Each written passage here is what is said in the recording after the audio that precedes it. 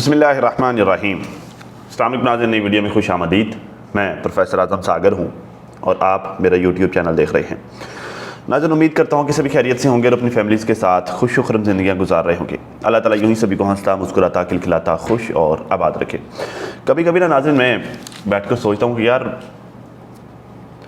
ज़माने में बहुत सारे ऐसे लोग हैं कि जो शादी तो कर लेते हैं, मतलब शौक़ में शादी तो कर लेते हैं, लेकिन अपनी औरतें उनसे संभाली नहीं जाती। संभालना मीन ऐसे नहीं कि जो है वो उनसे काबू में नहीं आती, या संभालना मीन ऐसा कि उनके खर्चात नहीं उठाए जाते, उनके दुनियादारी के मामलात में उनका साथ नहीं दिया जाता, दुनियादारी के मामलात में उनको जलील रुसवा करते हैं, उनको ख्वार करते हैं, उनको तंग करते हैं।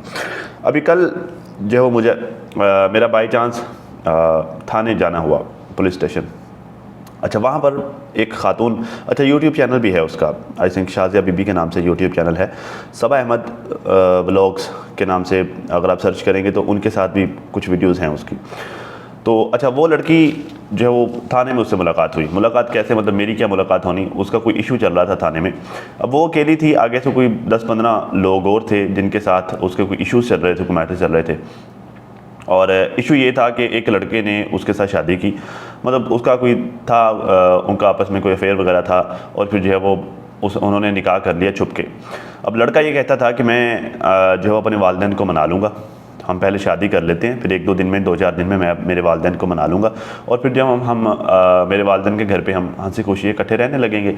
लेकिन वो वालिदैन को नहीं मना सका। वालिदैन ने जो है वो उल्टा लड़के को मना लिया, और उसने पहले कुछ ऐसा उसके साथ रिलेशनशिप में रहा, फिर उसके साथ शादी कर ली, और फिर शादी करके जो है वो वालिदैन को नहीं मना सका। वालिदैन उसको घर से निकाल दिया, और जब वो घर से निकाल दिया तो 2-4 दिन वो वालिदैन के बगैर रहा। फिर वालिदैन ने हाथ से फेर के उसे अपने काबू में कर लिया, और रिज़ल्ट यह निकला कि उसने वालिदैन की बातों में आके लड़की को डिवोर्स दे दी, तलाक दे दी। ठीक है। अब जब मैं जो पुलिस स्टेशन गया, तो मैं अपने किसी सिलसिले से गया था, अपने किसी मैटर से गया था। तो जब मैं वहाँ पर गया तो मैंने देखा वहाँ पर ये शोर शराबा, ये शोरगुल, ये मामला सारे चल रहे थे। अब वो लड़की जिसके साथ उसने निकाह करके महज जो है वो चंद दिन उसके साथ गुजार के उसको डिवोर्स दे दी थी, अब वो लड़की जो है वो बेचारी मरने पर आई हुई थी। मतलब उसकी तो पूरी ज़िंदगी स्पॉइल होकर रह गई ना। मतलब उसको पता नहीं क्या क्या सब्ज़ बाग दिखाए थे, उसको पता नहीं कौन कौन से ख्वाब दिखाए थे, और फिर जो है वो 2-4 दिन उसके साथ टाइम स्पेंड करके उसको जो है वो धक्का दे दिया, उसको छोड़ दिया। तो अब उसके तो जो है वो ना आगे कोई रहा ना पीछे रहा, क्योंकि उसने भी उसका बाप सर पे था नहीं, वालिदैन माँ थी और भाई वगैरह थे, उन्होंने पहले ही उसको छोड़ दिया था। ठीक है, मतलब इस लड़के के साथ शायद शादी करने की वजह से या वट जो भी इशू रहा हो, तो उसको छोड़ दिया था। अब उसका दुनिया में और कोई नहीं था सिवाय इस लड़के के। इस लड़के ने भी उसको छोड़ दिया था। तो अब जो है वो उसकी तो वो तो पाताल में गिर गई ना, उसके आगे ना ज़मीन है ना आसमान है, कोई शय नहीं है। तो अब वो जो है वो बेचारी रो रही है, दाड़े मार रही है कि मेरे आगे पीछे कोई नहीं है, इसने मेरे साथ ये किया है। पुलिस वाले उसकी सुन नहीं रहे। ठीक है, पता नहीं उन्होंने जो है वो क्या मैटर था, तो उसकी कोई सुन नहीं रहा। तो मैंने वहाँ पर उस लड़की का जो हशर देखा ना, मुझे यकीन करें बहुत दुख हुआ और बड़ा अफसोस हुआ मुझे। खैर मैंने उसको रीच आउट करने की कोशिश की, लेकिन खैर नहीं हो सका। तो बात यह है कि ये मेल डोमिनेंट सोसाइटी है। यहाँ पर अगर भाई, मतलब सोचने की बात है ना, अगर आप नहीं संभाल सकते, अगर आप अपनी औरत को, जिसको आप, जो आपके लिए अपना सब कुछ कुर्बान कर देती है, अगर आप उसको नहीं संभाल सकते, तो क्या चुल क्या पड़ी हुई है भाई शादी करने की? कवारे मर जाओ, रणवे मर जाओ। क्यों किसी की ज़िंदगी बर्बाद क्यों करनी है? किसी को सारी ज़िंदगी क्यों जलील करना है? क्या पड़ी हुई है भाई? अगर तुम काबिल ही नहीं हो औरत को संभालने के, तो तुम जाग क्यों मारते हो? तुम क्यों तुम जो है वो, मतलब तुम अपने सुकून के लिए, अपने चंद लम्हों के आराम के लिए, सुकून के लिए तुम किसी की भी ज़िंदगी को बर्बाद कर दोगे। और उसको सारी ज़िंदगी, अगर तुम मतलब काबिल तुम्हारे अंदर नहीं है उसको संभालने की, तो तुम सारी ज़िंदगी जो है वो उसको अड्डियाँ गोडे रगड़ने के लिए छोड़ दोगे। मतलब वो सारी ज़िंदगी जो है वो बेचारी जलील होती रहे, तुम्हारे पीछे ख्वार होती रहे ना। वो जो है वो, अब मिसाल के तौर पर ये हाजी चाचू की मिसाल ले लो। आज मैंने सितारा की वीडियो देखी है, वैसे मैंने नहीं देखी थी, मेरे ख्याल से कल उन्होंने अपलोड की थी, मैं नहीं देख सका, मैं कुछ मसरूफियात में उलझा हुआ था, तो मैं वो वीडियो नहीं देख पाया। सितारा की मैंने पूरी वीडियो देखी है। ठीक है, पूरी वीडियो को देखने के बाद जो असल में मुझे जो एक्चुअली जो बंदा ज़िम्मेदार नज़र आया है ना, वो जो है वो चाचू गुलाम मोहम्मद है। भाई अगर आप नहीं संभाल सकते थे, आपको बुढ़े बारे में शादी करने की क्या पड़ी थी? फिर हमारे अल्फाज थोड़े तल्ख हो जाते हैं, फिर जो है वो हाजी चाचू गुस्सा कर जाते हैं। अब जो है वो उनकी एज भी है माशाल्लाह से, तो उम्र का तकाजा भी ये है कि हम लिहाज करें। लेकिन एक बंदे ने यार, एक बंदा जो है वो अपनी ज़िंदगी के आखिरी अवाइल उम्र में है, ठीक है, और उसने पूरी ज़िंदगी में जो काम ही ऐसे किए हैं कि उन ज़िंदगी में किए हुए कामों के नताइज अब बुढ़ापे में जाके इस तरह के डेंजरस आ रहे हैं, इस तरह के खतरनाक आ रहे हैं। बस इस बंदे को बंदा क्या कहे, किस तरह से इस बंदे के साथ पेश है। सख्ती आप कर नहीं सकते, बूढ़ा है, आगे से बुजुर्ग बंदा है, ठीक है, और उस बंदे ने काम ऐसे किए हुए हैं कि उसने कई ज़िंदगियों को जो है वो यूँ समझो को कांटों पे लटका के रखा हुआ है। एक बंदी के साथ आप शादी कर रहे हैं तो भाई अब देखें ना कि अगर एक जवान बंदा, कोई यंग बंदा जो है वो मतलब जिसका कोई रोज़गार का सिलसिला नहीं है, जिसकी कोई प्रॉपर्टी नहीं है, जिसकी कोई ज़मीन जायदाद नहीं है, वो बंदा चलो इस तरह की हरकतें करे तो बस समझ में आती है कि हाँ यार ठीक है, मतलब इसका कोई सोर्स ऑफ इनकम नहीं है, अभी ख्वार हो रहा है, मेहनत कर रहा है, चलो आने वाले दिनों में कभी इसका कोई छक्का लगेगा, कभी अल्लाह की ज़ात इसको फिर बेहतर रिस्क देगी तो ये मामला को संभालेगा। एक बूढ़ा बंदा जो लैंडलॉर्ड है, जिसके पास ज़मीनें भी हैं, ठीक है, ठेके शेके आते हैं, वो जब इस तरह की जो है वो छोटी हरकतें करता है, फिर लगता है यार ये बंदा इस काबिल ही नहीं था कि इसके साथ शादी की जाए। पता नहीं जो है वो लोग करते क्यों, ऐसा करते क्यों। अब सितारा ये कहती है कि आज से 2-2.5, अब ये पूरी स्टोरी सुनेगा आप लोगों ने सुन रखी होगी, लेकिन मैं अपने अल्फाज में बात करूंगा और मैं अपने तौर पर ही बयान करूंगा, मैं अपना एनालिसिस भी दूंगा, ठीक है। अब ज़रा गौर से सुनें। कहती है जी आज से 2-2.5 साल पहले ये वाक़या जो हुआ था, मैंने मेरी अम्मी को बुलाया, अम्मी नहीं आई थी। काफ़ी साल से मेरे नाना अब्बू की डेथ हो चुकी थी, मेरे मामू की डेथ हो चुकी थी। मेरा नाना अब्बू अम्मी को बुलाता रहा जब वो ज़िंदा था, बट अम्मी का उस वक्त भी ये इकामों वाला सीन था। मतलब कितना पुराना अम्मी का ये इकामों वाला सीन चल रहा है, ठीक है। अम्मी नहीं आई थी। मेरे मामू का भी अम्मी से बहुत प्यार था। एंड तक मामू अम्मी को बुलाते रहे, आप आ जाओ, बट अम्मी का उस वक्त भी ये इकामों वाला सीन था, अम्मी नहीं आई। मतलब इस बंदी की मतलब पता क्या है, लोग ना इन खातून की, इस तारा की जो वाला मोहतरमा है, लोग इन मोहतरमा की, इन खातून की बहुत ज़्यादा इनको बुरा भला कहते हैं। अच्छा यकीन करके मैं जब भी इनकी स्टोरी सुनता हूँ ना, मुझे तरस आता है, मुझे दुख होता है। वजह पता क्या है, मतलब इस बंदी ने पूरी ज़िंदगी इन्होंने गुजार दी, इनको ज़िंदगी में कोई सुख नहीं मिला। मतलब सुख ऐसा होगा, ज़ाहिर ज़िंदगी में खुशियाँ होती हैं, सबकी ज़िंदगी में अच्छे दिन भी आते हैं, बट ये जो मामलात होते हैं ना, ये बड़े टेंस मामलात होते हैं, ये बंदे को बड़ा तंग करते हैं। एक बंदे के जो हाथ में कुछ नहीं है, एक बंदा सऊदी में बैठा हुआ है, उसके ऊपर डे बाई डे कर्जे चढ़ते जा रहे हैं, उसके ऊपर फीसें अखराजात बढ़ते जा रहे हैं, और वो बंदा कुछ कर भी नहीं पा रहा, उसके हाथ में है भी कुछ नहीं, तो क्या होगा, टेंशन होगी, यहाँ पर प्रेशर बढ़ेगा, ठीक है। तो मुझे जो है वो इनकी ज़िंदगी, जितना भी मैंने इनकी ज़िंदगी के बारे में सुना ना, मुझे दुखी हुआ है। मतलब मैंने नहीं देखा कि इस बंदी की ज़िंदगी में कभी कोई जो है वो बहुत अच्छे आयाम भी आए होंगे। तो बस यही है जी। खैर, फिर कहते रही, फिर मेरी शादी के बाद भी हमने बहुत सारे हालात देखे, हम यही सोचते थे कि अम्मी नहीं आ पाएंगी, ठीक है। ज़ाहिर अम्मी आती नहीं है, अम्मी का जो है वो अम्मी का अबू इस दुनिया से चला गया है, वो जब ज़िंदगी में था उसको बुलाता रहा, वो नहीं आ पाई, ठीक है। अम्मी का भाई इस दुनिया से चला गया है, अम्मी जो है वो अम्मी को बुलाता रहा, अम्मी नहीं आ पाई। तो अम्मी की बेटी के जब मामला चल रहे हैं तो ज़रा फिर अम्मी कैसे आ पाएगी, नहीं आ पाएंगी अम्मी। खैर, फिर कहता है जी मुझे हमेशा ऐसे बोला जाता है कि बहुत सारी लड़कियां ऐसे रह रही हैं माँ के बगैर, आप क्यों नहीं रह सकती। बहुत सारी लड़कियां जो रह रही हैं उनको पता होता है कि जब दिल चाहे मिलके आ तो सकते हैं ना। मेरे साथ तो वो वाला सीन नहीं था, क्योंकि अम्मी वहाँ पर थी ही नहीं, अम्मी सऊदीया में थी और हमारे इतने अच्छे हालात थे नहीं कि मैं अपनी टिकट लेके अम्मी को मिलके वापस आ जाऊँ। देखिए बात यह ना कि या तो वालिदैन सर पे ना होना, मतलब अब पता है कि जैसे इनका वालिद सर पे नहीं है तो पता है कि जी उनसे मुलाकात मुमकिन नहीं हो सकती, वो इस दुनिया से चले गए हैं। जैसे मेरा वालिद मोहतरम सर पे नहीं है तो मुझे पता है कि उनसे मुलाकात नहीं हो सकती, वो इस दुनिया से चले गए। अब एक बंदा हयात बैठा हुआ है, एक बंदा ज़िंदा है, ठीक है। तो ज़िंदा होते हुए भी वो आपके लिए जो है वो मुर्दों जैसा हो, मतलब आप उससे मुलाकात ना कर पाएँ, आप उनसे जो है वो उनको देख ना पाएँ, उनके साथ बैठ ना पाएँ, उनको सीने से ना लगा सकें, उनके गले ना लग सकें, वालिदैन है आप उनकी झोली में ना लेट सकें, उनके गोद में सर रख के रो ना सकें, तो भाई फिर वो आपके लिए तो फिर वो ज़िंदा तो ना हुए। भाई ये क्या बात हुई कि जी लड़कियां वालिदैन के बगैर रह रही हैं। भाई जिनकी ज़िंदा है ना तो उनके लिए ज़ाहिर उनके पास ये ऑप्शन तो है ना कि चलो वो मुलाकात तो कर सकते हैं, जब उनका दिल चाहे तो वो मुलाकात कर सकती हैं। अगर फ़र्ज़ किया अगर जब वो कोई पाकिस्तान में है, वालिदैन यूके बैठे हुए हैं, यूरोप बैठे हुए हैं, या वो यूरोप में हैं, वालिदैन पाकिस्तान बैठे हुए हैं, तो एटलीस्ट इतना तो है ना कि जब दिल करेगा जाके मिल तो आएंगे ना, मतलब कोई पाबंदी तो नहीं है ना। इधर तो माँ को पाबंदी लगी हुई है, भाई इनके हालात नहीं है मिल के आने के, माँ के ऊपर जो है वो ढेर सारी पाबंदियाँ हैं, तो भाई प्रॉब्लम तो होगी ना, मुश्किल तो होगी ना। मतलब आप सबको एक तकड़ी में रख के नहीं तोल सकते कि लड़कियां रह रही हैं तो आप भी रह लो। भाई हर किसी के हालात अलग अलग होते हैं, हर किसी की सिचुएशन अलग होती है, सब एक तरह की सिचुएशन नहीं होती सबकी। खैर यहाँ पर तो उम्मीद ही ख़त्म हो गई थी कि कौन इतने सारे इकामे फ़ीसें भरेगा। साजिद ने जब सेकंड शादी की तो मैं अकेली थी, रोती रही, अम्मी नहीं आई। फिर जब ये हालात बहुत ज़्यादा ख़राब हुए, ये 2-2.5 साल पहले वाला मैटर, जब जो है वो इसकी बहन ने खलारा डाला था। खैर फिर मैंने अम्मी को कहा कि जब मैं मर जाऊँगी फिर आप आएँगी।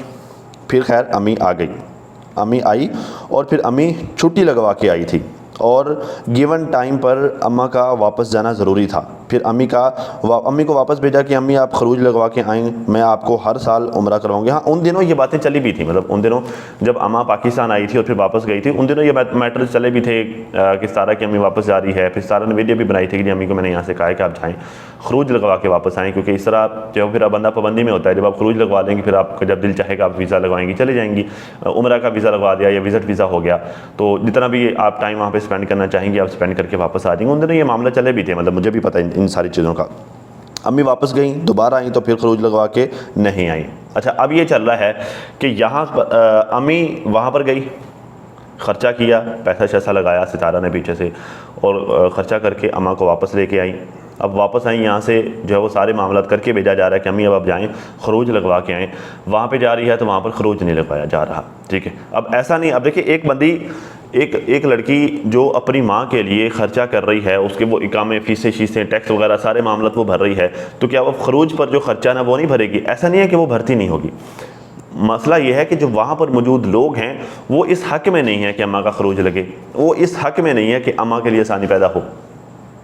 मतलब उनके अपने मुफादात हैं ना, मतलब उनके अपने फड्डे हैं, उनके अपने इश्यूज़ हैं, तो वो इस हक़ में नहीं है कि अम्मा का खरूज लगे या फिर अम्मा जो है वो आज़ाद हो सके। उनके हक़ में तो ये है कि भाई अम्मा यहीं पर जलील होती रहे, यहीं पर ख्वार होती रहे। चलो हमें जो फ्री में एक नौकरानी मिली हुई है, काम वाली मिली हुई है, तो वो फ्री में हमारे घर का काम काज कर रही है, तो हमें क्या ज़रूरत पड़ी हुई है कि खाम खौस पर इसके ऊपर ख़र्चा करते फिरें। पड़ी हुई है यहाँ पर सारा दिन जो हमारे बच्चे संभालती है, यहाँ पर काम काज करती है, ठीक है, तो कोई पैसे शैसे भी नहीं भरने पड़ते हैं। चलो हमें जो है वो हम पार्लर चालर पे जा रहे हैं या हम अपना फार्म हाउस संभाल रहे हैं, हम अपने काम कारोबार कर रहे हैं, तो हमें जो है वो पीछे की फ़िक्र नहीं होती, माँ खुद संभाल लेती है। तो अगर हम खर्चा करें, मतलब ये तो हमें नुकसान हो जाएगा ना, खर्चा भी करेंगे फिर नौकरानी भी वापस चली जाएगी, तो ये तो मुनासिब बात नहीं है ना। तो भाई बात मुफादात की होती है ना, वहाँ पे मौजूद लोगों के मुफादात इसके बरक्स थे खरूज के, तो वो किस तरह से खरूज लगवा देते। खैर कहते जी अम्मी वापस गई, दोबारा आई तो फिर खरूज लगवा के नहीं आई। मेरे पास 6-8 महीने रहीं, फिर अम्मी को वापस भेजा कि अम्मी आप खरूज लगवा के आएँ। 1 महीने की डेट रह गई थी, अगर अम्मी का 1 महीने में खरूज लग जाता तो कोई फ़ीस नहीं भरनी पड़नी थी, इसलिए डेट ख़त्म होने से पहले हमने अम्मी को वापस भेजा था कि अम्मी आप खरूज लगवा के आएँ। अम्मी यहाँ से गई तो अम्मी ने कहा कि मेरे पासपोर्ट पर शरबत वगैरह गिर गया है, कोई शरबत वगैरह गिर गया या कोई पानी शानी पासपोर्ट पर गिर गया है, और उसके जो है वो नंबर साफ़ नहीं हो रहे, कफ़ील फ़ोन नहीं उठा रहा, मतलब डिफरेंट हीले बहाने। मैं यहाँ से फ़ोन शुन करती रही, इसी दौरान वो महीना ख़त्म हो गया और साल की फ़ीस और चढ़ गई। मतलब साल की कितनी फ़ीस पड़ रही है इनको? अभी इन्होंने 16 लाख पे किया है, ठीक है, 16-17 लाख। अगले दिन मैंने भी कैलकुलेशन की थी और उस कैलकुलेशन में भी मैंने बताया था जी 13 लाख रुपया तो ये है जो रसीदें शो हो रही हैं, 13 लाख तो ये है। इन रसीदों के अलावा भी अखराजात हुए होंगे। मैंने आपको बताया था कि वो जो ट्रैफिक वायलेशंस के जो जुर्माने वगैरह थे, इस तरह की और ज़रा बहुत सारी चीज़ें होंगी, कोई लेन देन भी करना पड़ता है, कफ़ील ने भी ऐसे खाम खा एग्री नहीं हो गया होगा, ठीक है, वो भी ज़रा वो पैसों को तोलते हैं, पैसों में हर चीज़ को तोलते हैं, तो ज़रा अखराजात हुए होंगे। तो वो कुल मिला के आज सारा के लिए जी 16 लाख, तो 16 लाख तो उन्होंने अब भरा है, इतना ही उन्होंने उस वक्त भी भरा होगा, ठीक है, या इतना या इससे थोड़ा बहुत कम ज़्यादा। तो जो वो एक शरबत का गिलास जो पासपोर्ट के ऊपर गिरा या फिर गिराया गया, वो सितारा को 16 लाख का पड़ा। जिसकी शरारत थी उसने जो है वो बस उसकी शरारत होगी, उसकी मजाक होगी, उसकी शरारत होगी, ठीक है। इधर किसी को 16 लाख रुपए का टीका लग गया। क्यों? क्योंकि उनको परवाह नहीं है ना, उनकी जेब से थोड़ी जाना है। इनफैक्ट वो तो चाहते हैं कि भाई इनके खर्चे हों लेकिन काम ना हो, हमारा खर्चा भी ना हो, हमारा काम भी चलता रहे, वो तो चाहते हैं कि ऐसा ही हो। खैर कफ़ील फ़ोन नहीं उठा रहा। अच्छा, फिर से टेंशन के दोबारा फ़ीसें भरनी पड़ेंगी। फिर सब ने मुझे समझाया कि अभी माँ के बगैर रह रहे हैं, मतलब सभी माँ के बगैर रह रहे हैं, और फिर मैंने भी सब्र कर लिया। दुख था कि महीने के अंदर अंदर अगर काम करवा देते तो अम्मी वापस आ सकती थीं। अच्छा खासा अम्मी को भेजा था, खरूज भी लग जाता, अम्मी जब दिल करता अम्मी आती, जब दिल करता अम्मी जाती, ठीक है। तो लेकिन मतलब ये सारे मामला हो सकते हैं, लेकिन भाई बात तो मफादात की है ना। अब अम्मी का खरूज लगवाना किसी के मफादात में नहीं था, और दूसरा हाजी चाचू भी जो है वो बला के ज़िद्दी हैं खैर से। और मुझे पता क्या, मैंने स्टार्ट में आपको बताया ना कि मुझे बुरे लगते हैं वो लोग कि जो लोग जिनको शादियों पे शादियां खड़काने का शौक़ तो होता है, लेकिन उनके शादियां करने का मकसद ये होता है कि वो खामखा किसी की बहन बेटी को या फिर किसी औरत को अपनी ज़िंदगी में ला के उसे जलील करते हैं। भाई अगर आप नहीं संभाल सकते, अगर आप नहीं अफोर्ड कर सकते, तो क्या शौक़ क्या चढ़ा हुआ है भाई शादी करने का? फिर ऐसे गुजारा करो, ऐसे मर खप जाओ, क्या ज़रूरत पड़ी हुई है भाई? आप खुद तो जलील हो रहे हैं ज़िंदगी में, किसी दूसरे को अपनी ज़िंदगी में ला के, किसी औरत को अपनी ज़िंदगी में ला के उसे भी अपने साथ जलील करना है। उससे बेहतर नहीं कि कुंवारे मर जाओ। खैर, फिर मुझे उम्रे पर जाना था और मैंने जैसे ही उम्रे पर मैं गई तो मैंने देखा कि वहाँ पर अम्मी की तबीयत ठीक नहीं है। अम्मी के पाँव पर इतना ज़्यादा स्वेलिंग आ चुकी है कि शुगर है इतनी ज़्यादा, अम्मी को चक्कर आते हैं, पसीना आता है और हालत ख़राब हो जाती है। अच्छा, वहाँ पर जो लोग रह रहे हैं, मतलब क्या वो चर्स पीते हैं, कोई नशा वगैरह करते हो आप लोग? भैया आपको इस चीज़ की परवाह नहीं है? या सिर्फ आपने अम्मा को काम करने वाली मशीन समझ रखा है कि भाई वो हमारे बच्चे संभाले, वो जब हमारे घर के काम काज करे, हम पार्लर शालर पे जाएं, हम जो है अपने दुनियादारी के मामला देखें, बस हम अम्मा ये काम करते रहे, उसके दवाई दारू का कोई सीन नहीं करना, ठीक है? और बाकी अगर जो है वो यहाँ पर कोई मेडिसिन वगैरह नहीं मिल रही तो हम जो है उसका इंतज़ाम करें कि भाई वो पाकिस्तान में जाकर ट्रीटमेंट। भाई क्या समझते क्या हो आप अम्मा को? और हाजी साहब आप क्या समझते हैं? आप उसे औरत नहीं समझते? चले औरत छोड़, आप उसे इंसान नहीं समझते, भी क्या समझते हैं? जानवर समझते हैं आप?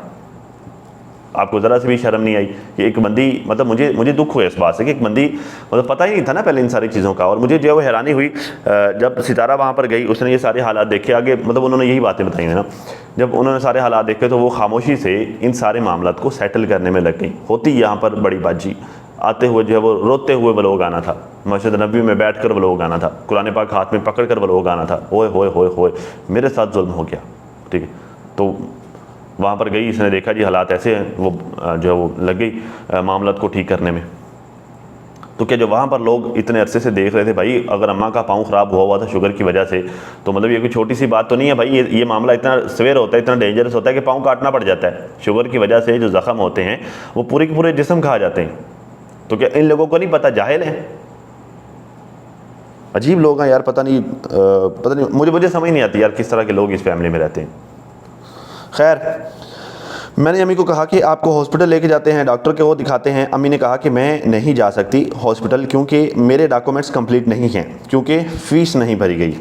अच्छा, वो इंतज़ार में बैठे हुए हैं ना, मतलब वहाँ पे जो लोग फार्म हाउस वाले, ज़मीनों वाले हो गए ना, ज़मीनों वाले, जो यूट्यूब चैनल चलाने वाले, चमकाने वाले इनफैक्ट, और ठीक ठाक पैसा कमाने वाले, हाजी साहब भी ज़मीनों वाले माशाल्लाह से लैंडलॉर्ड, वहाँ पर जो लोग बैठे हुए हैं ना, वो इंतज़ार में बैठे हुए हैं कि जी इस खातून की बेटी आएगी, ठीक है, वो आके पैसे भरेगी, या इस खातून की बेटी जो है वो, ज़ाहिर है भाई चाह को राह होती है, जिसको चाहत होती है ना फिर वो रास्ते निकालता है, ठीक है?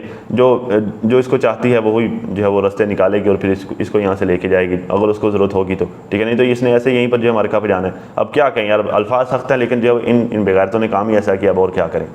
बिल्कुल शर्म नहीं आती इन लोगों को।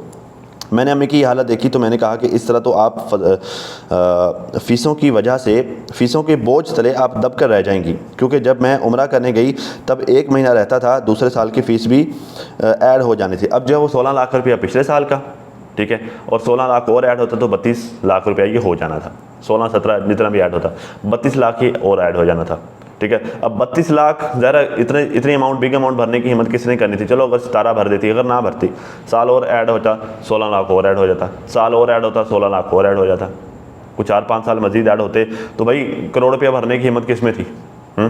किसने हिम्मत करनी थी करोड़ रुपये भरने की? और किसके पास इतनी बिग अमाउंट जो है वो होती कि वो यूँ ठा करके फेंकता और जो है वो अम्मा को पाकिस्तान ले आता? भाई जो लोग, अगर सितारा हिम्मत ना करती तो जो लोग 16-17 लाख रुपए भरने पर एग्री नहीं है वो करोड़ रुपये के ऊपर भरते। और होता पता क्या है? होता यह है कि जब इस तरह का खुदा ना खास्ता कोई इस तरह की इमरजेंसी बन जाए ना इन मामलात में, तो भाई सऊदी गवर्नमेंट उस वक्त तक मैयत को नहीं लेके जाने देती, पाकिस्तान या फिर इंडिया या फिर किसी भी कंट्री से, उस वक्त तक मैयत नहीं जाने देती जब तक उस मैयत के ड्यूज़ क्लियर नहीं हो जाते। वो मैयत वहाँ पड़ी गल सड़ जाए, वो नहीं जाने देते। वो कहते भाई पहले ड्यूज़ क्लियर करो। भाई इमोशंस उनके थोड़ी हैं, वो तो स्टेट चला रहे हैं ना, तो उनको अपने स्टेट के मामला से लेन देन, उनको इमोशन से लेन देन नहीं है। इमोशंस तो आपके हैं ना, तकलीफ तो आपको हो रही कि आपकी वालदा या फिर आपका भाई या फिर आपका अब्बा वहाँ पर जो है वो बेचारा, उसकी मैयत गल सड़ रही है, उसको दफनाना है या जो भी मामला करने हैं, तो तकलीफ तो आपको हो रही है ना, उनको तो कोई तकलीफ नहीं है, उन्होंने तो पैसे लेने, उनको पैसों से मतलब है बस, तो अगर खुदा न खासा कोई इस तरह का मैटर हो जाता, अभी जैसे जो सजाद भाई की डेथ हुई, ठीक है, अल्लाह उनको गरीक रहमत करे, अब जैसे उनकी डेथ हुई, तो अगर खुदा न खासा कोई वो वहाँ पर होते और उनके ऊपर ये जो 45 लाख का इन्होंने कर्जे वाला चक्कर चलाया हुआ, अगर इस तरह का कोई मैटर होता, सऊदी गवर्नमेंट का होता, तो किसने आगे आना था, किसने भरना था? इन्होंने तो यही कहना था कि भाई हमारे पास तो नहीं है, और गवर्नमेंट ने भी कहना था कि भाई हम तो नहीं मैया जाने देते पाकिस्तान। यहाँ पर जो पीछे लवाहिकीन हैं, जो उसके बच्चे या फिर उसकी वाइफ, वो बेचारे तो जितने जी मर जाते। भाई मैयत को जब तक दफना ना लो, बंदे को सब्र नहीं आता। तो ये मामला भाई पता नहीं क्या, अल्लाह माफ़ करे, कोई चर्च पीते हैं, कोई सत्तू पी के सोए रहते हैं, पता नहीं चलता। भाई ज़मीनों वाले हैं, सारे मामला ठीक हैं, ठीक ठाक पैसा भी कमाते हैं, कारोबार भी है, सारी ज़िंदगी वहाँ पे गुजार देते। तो भाई अगर एक औरत को तुम लोग वहाँ पर लेके गए हो तो फीसें किसने भरनी है, उसके मामला किसने देखने हैं? अम्मा को रखा हुआ है आपने वहाँ पर, अम्मा वहाँ पर आप लोगों के काम काज करती है, बाबा जी अम्मा वहाँ पर आपके साथ रहती है, तो उसके फीसें भरने के लिए पाकिस्तान से जाकर कोई फीसें भर के आए, आपने नहीं भरनी, आपकी जिम्मेदारी नहीं है। ये अगर आपने शादी की थी, अगर आप जो है वो जिम्मेदारी नहीं उठा सकते थे, फिर आप शादी ना करते। और अगर आपने शादी कर ली थी, अगर आप सऊदी लेके जाने के काबिल नहीं तो आप सऊदी ना लेके जाएं, अब उनको यहीं पर रहने दें। भाई अगर आपके पास नहीं है पैसे तो क्या चुल क्या पड़ी उनको सऊदी लेके जाने की? फिर आप जिद्दी भी इंतहा करें, नहीं मैं सऊदी लेके जाना है, मैं उधर ही मरना है। आपने खुद उधर मरना है, और जो है वो जो साथ रखी हुई उसको मरने तक उसको वहीं पर जलील करना है, उसको जलील कर करके मारना है। तो यही मकसद होता है ना फिर। अल्लाह माफ़ करे यार, अब मैं कितनी बातें करूं। मतलब मैं यहाँ पर बैठकर अब ये सारी चीज़ें डिस्कस करने बैठूं तो मैं अगले 30 मिनट और यहाँ पर बैठ कर जो उनको शर्म दिलाता रहूँ, लेकिन फ़ायदा आनी तो नहीं है।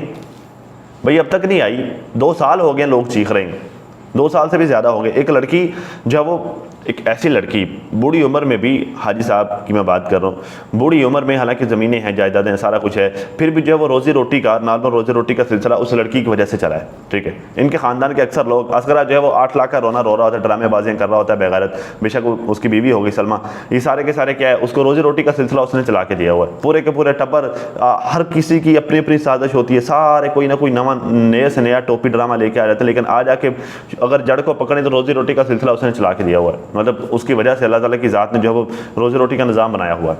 ठीक है, आ जाकर फिर उसी को जलील करना है सब ने। भाई एक लड़की जो कह रही है, जिसको मतलब जो बार बार आप लोगों के पीछे भाग रही है कि भाई मेरी अम्मी को भेज दो भेज दो भेज दो, लेकिन हाजी साहब मैं ना मानू रहे। अजीब यार, अजीब मेंटालिटी के लोग हैं। तो खैर फिर कहती हैं जी चलो एटलीस्ट फ़ीसें अम्मी की भर रहे होते तो हमें आसरा होता कि चलो अम्मी ने मेडिसिन लेनी है, हमारा दिल कर रहा है मिलने को, तो यहाँ से जो हम टिकट वगैरह करवा देंगे तो अम्मी आ जाएंगी। लेकिन यहाँ तो ऐसा सीन ही नहीं था। सीन तो ये था कि वो हर साल ऐसे बढ़ रहे हैं, सीन ये था कि वो हर साल ऐसे बढ़ रहे हैं, करते करते ऐसे 5 साल 6 साल जो है ऐसे कौन इतना बंदा भर सकता है, फिर ये तो कभी भी नहीं भर पाएंगे और अम्मी उधर ही रह जाएंगी। और उसके बाद अचानक अम्मी को कुछ होता है तो ना अम्मी को चेकअप हो सकता है अम्मी का, और ना ही अम्मी को हॉस्पिटल वाले लेंगे, तो अम्मी का होगा क्या, अम्मी कहाँ जाएंगी? भाई ये चीज़ तो वो सोचेगा ना कि जिसको अम्मी की परवाह होगी, जिसको उस लेडी की परवाह होगी। भाई जिनको परवाह ही नहीं है फिर उनको ये सारी चीज़ें सोचने की क्या ज़रूरत है? वो तो नहीं ये सारी चीज़ें सोचेंगे। भाई चलें, आपको तो नहीं पता था ना कि वहाँ पर क्या मामला चल रहे हैं, या अब फर्ज किया सऊदी में क्या चल रहा है, मुझे इन सारे मामला का नहीं पता ना। जो लोग साथ रह रहे हैं उनको तो पता है ना कि एक एक दिन जो कि ऐड हो रहा है तो वो डे बाई डे कर्जा चढ़ता जा रहा है, कर्जा बढ़ता जा रहा है। अगर खुदा ना खासा ये चलती हुई सांस, इसका क्या पता, अगर जो है वो थोड़ा सा भी अप डाउन होती तो मसाइल पैदा होंगे। उन लोगों को परवाह कोई नहीं, उन लोगों को फिक्र कोई नहीं। क्यों? क्योंकि उन लोगों को जो है वो ज़रूरत नहीं है ना, उन लोगों को चाहत नहीं है। खैर फिर मैंने फ़ैसला किया कि अम्मी को क्लियर करवाऊंगी। फिर अम्मी ने मुझे मना किया कि तुम अपने बच्चों पर ख़र्चा करो। मैंने इंसिस्ट किया तो फिर अम्मी मान गई, लेकिन अम्मी ने कहा कि फ़ारूक से ठेके के पैसे अगर तुम मनवा सकती हो तो मेरा जो 16-17 लाख रुपए ख़र्चा आना है उसमें से 8 लाख तो कम से कम तुम्हें वसूल हो जाएगा। फ़ारूक भाई के पास उस वक्त पैसे नहीं थे, तो तब मैंने सैफुल्लाह भाई को पैसे देकर काम स्टार्ट करवाया। फ़ारूक भाई ने 4 लाख दिया उस वक्त, और जब मैं पाकिस्तान पहुंची तो 1 लाख उन्होंने भेजा। ये जो 8 लाख रुपए का राग लापने के लिए आया था वो असगरा, तो उस वक्त तो बड़ा जो है वो होब के कह रहा था जी 8 लाख रुपया दिया है नजमा ने, 8 लाख रुपया दिया नजमा ने। वो तो 5 लाख रुपये उनको मिला है, और मिला भी वो टुकड़ों में है। 4 लाख एक दफ़ा, 1 लाख एक दफ़ा, अभी तक बाकी 3 लाख बकाया पड़ा हुआ है। ठीक है, तो अबू हर साल हर दफ़ा अपना काम खुद करवाते हैं, इस दफ़ा भी अबू करवा लेते तो फिर करवा नहीं लिया अबू ने। भाई यहाँ पर तो 3 साल से ये मैटर चल रहे हैं, 2-3 साल से ये मैटर चल रहे हैं, हर दफ़ा जो है वो किस्तें चढ़ जाती हैं, हर दफ़ा जुर्माने चढ़ जाते हैं, तो अबू ने करवा क्यों नहीं लिया फिर?